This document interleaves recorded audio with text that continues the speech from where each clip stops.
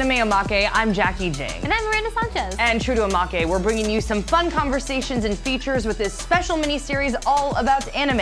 In this episode, we're going to discuss some of our favorite anime from 2018 so far, and some anime we're looking forward to watching later this year. Yeah, that sounds fun. Let's do it. I think some of the biggest standouts so far for us have been Gretsuko. Who doesn't love a relatable redhead? My She's goodness. so angry, she's perfect. And then of course, My Hero Academia. And I think that one's just special too because it's like one of the best shonen I've seen in a very long time. Like it has a tournament arc, it has like the arcs that you would expect to have in shonen.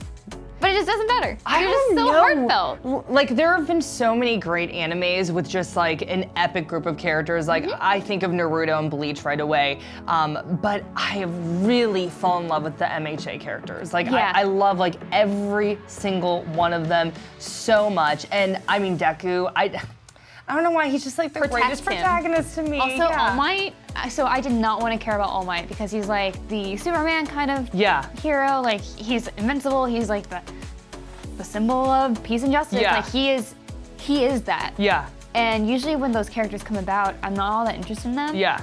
But they make such a good case for All Might. I know. It's just like, how can you not fall in love with him? Yeah. Oh anyway, I want to know what other anime I guess is your favorite so far from this year? Like the one thing that you'd have to pick. I also put on the list Devilman Crybaby. Devilman Crybaby has gotten a lot of great reception, but it's very, very strange and very dark. And it's really funny because it had popped up on my like Netflix preview screen, you know what I mean? And I was just like, okay, I mean like this looks cool. And I was just kind of like put it on in the background. And then, you know, it was like, okay, so it's like this kid in high school and then like all of a sudden we're dealing with like some really heavy stuff. Like, I mean, like drugs, it's sex, it's violent, it's gory. I mean, like it takes it to a next level. There is some stuff in that anime that is just like so dark that it's still like haunting me now. Especially if you don't know what you're signing up for. Like I was like, here's something fun to have in the background. Then I was like, are they doing that? Did that just happen? Like, oh my goodness, it's so trippy. much. It's super trippy in some parts too, yeah. So I think for me, it was really hard for me to choose. There's so many anime I've loved this year, but the one that I'm gonna pick to talk about also stars someone named Akira. So mine's called After the Rain. It's, I think, one of those shows I went into watching thinking it wouldn't be that good, but what really got me curious about it was that it's done by Wit Studio that did Attack on Titan, and the animation is just gorgeous. And it is good animation in anime can like totally make it worth the while. You know what I mean? Like even if the plot's like, if the animation's great, you're like, okay. Yeah, the pace is a lot slower because it is about a high schooler who works part-time at a cafe and falls in love with her 40-year-old boss. Controversy. Stay with me. Scandal. Yeah. I know. Yeah. No, but yeah, when you first told me about it, I was like, whoa, that's weird. But then when you started talking about it a little bit more, this actually sounds really intriguing. Right, and so it strikes that balance of like not sexualizing in it, and like it does romanticize the relationship just a tad to where it can kind of feel uncomfortable. But what I really appreciate about it is that it's not about the romantic relationship that doesn't really exist much. And it's a really just nice relationship, and of course, like I said, beautiful. It's just so beautifully done. And so I think that one's probably my favorite so far. That sounds really real to me, so like, I'm into it. I'm into it. And so, 4 fingers up, I don't know what that is. So those are some of our favorites so far, but there's plenty more great anime out of 2018, so let's check them out.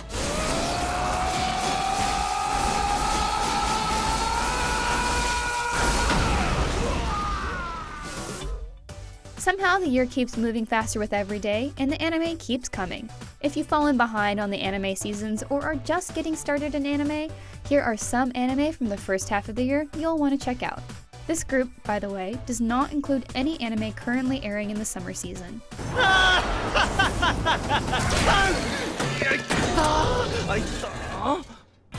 Sanrio's Agretsuko stars Retsuko, a Tokyo office worker who deals with her immense day-to-day stress by singing death metal karaoke alone. This 10-episode anime thoughtfully explores the challenges of a toxic work environment without losing its charm. Thankfully, Retsuko doesn't have to navigate her awful workplace alone. Though like with real life, friendship doesn't suddenly solve all problems. While this may seem more stressful than fun to watch, Agretsuko finds a great balance with its awesome death metal and a fantastic cast of characters. You can't go wrong with the sub or dub on this one too. Put some tension in your vocal cords, and... You sound like a demon when you do that! Taking a trip to Antarctica isn't as simple as booking a hotel and hopping on a plane, but this group of girls has to find their own way there.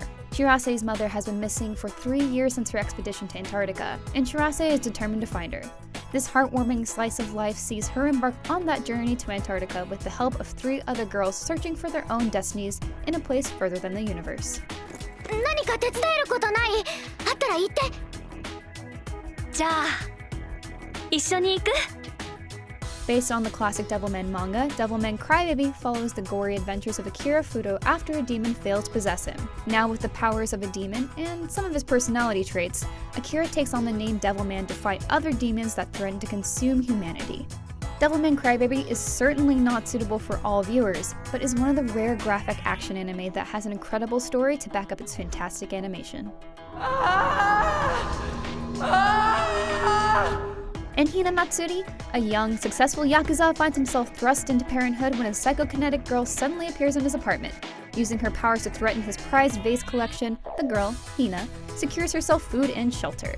Hina Matsuri is a delightful comedy about these 2 people's lives and how Hina's mischief affects others. It also takes breaks from focusing on Hina in order to explore the equally hilarious lives of her friends. Then why don't you go back home? I don't have one. That sounds like a you problem. No, not that one. It's really expensive. I'd be surprised if you haven't heard of My Hero Academia by now, but in case you haven't, it's never too late to start watching. Izuku Midoriya, or Deku as you may know him, grew up as a quirkless kid, and because of his pure passion for justice, he ends up inheriting the power of Japan's greatest hero. This is the story of how he becomes the best hero, and the trials he faces along the way. While My Hero Academia is certainly not immune to some common shonen tropes, it makes the best of them and is one of the best shonen anime in recent years. This 3rd season only builds upon the fantastic 2nd season with more great animation, action, and heartfelt drama. Please date me. Shut up. But really. Violet Evergarden is one of the most stunning anime of the year. Its incredible animation is as beautiful as its drama. With the war over, child soldier Violet is forced to find a new purpose beyond being the murder machine she was raised to be. This proves to be especially hard for her when the only person she ever cared for, and ever cared for her, is reported as missing in action. With the help of some new friends, Violet takes up a job as a letter writer and learns more about others and her own feelings through her experiences. What does it say? Tonight I'll wait for you in the garden, under the moon. These 6 anime are our top contenders for the best anime of the year so far. And though they're not on here, anime like Laid Back Camp, Food Wars, and Megalobox are still among our favorites. What have been your favorites? Let us know in the comments.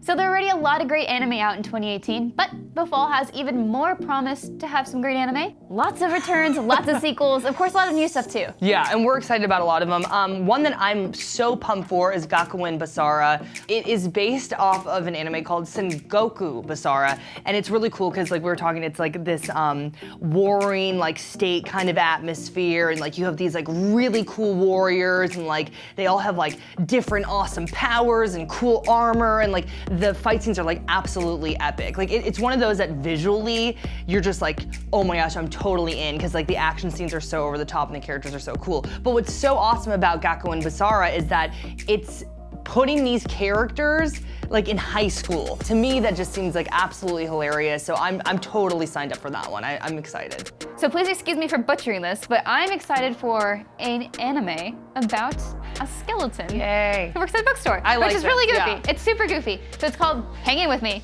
Gaikotsu Shotinin Honda-san. Yay! So the skeleton, yeah, That's good.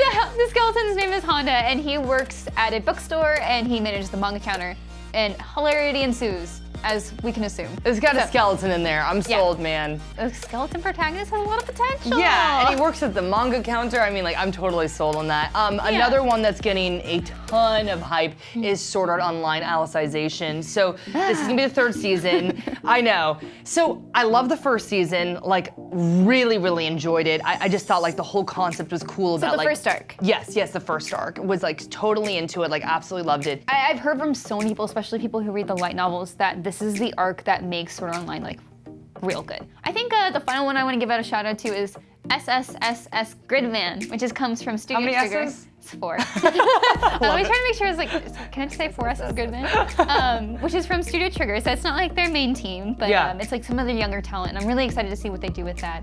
I think because it is a mecha anime, I just like to see what that studio does with their own works and like how they try to morph different properties into their own. Yeah. And just because I love Little Witch Academia, I know that's not the same team, not the same team, but because I like to see these offshoot teams try different things, I want to see how this turns out. Okay, I'm on board with all the ones that we're talking about. Hopefully they will be good. キング想像以上に来た And that's all we have for this episode. Thank you so much for watching Anime Omake. And if you're looking for more on anime, do not forget to check out our last episode on the anime you have to see, plus a breakdown of the Dragon Ball Super Broly trailer. And as always, be sure to follow and subscribe to IGN wherever you like to watch. See ya. Bye.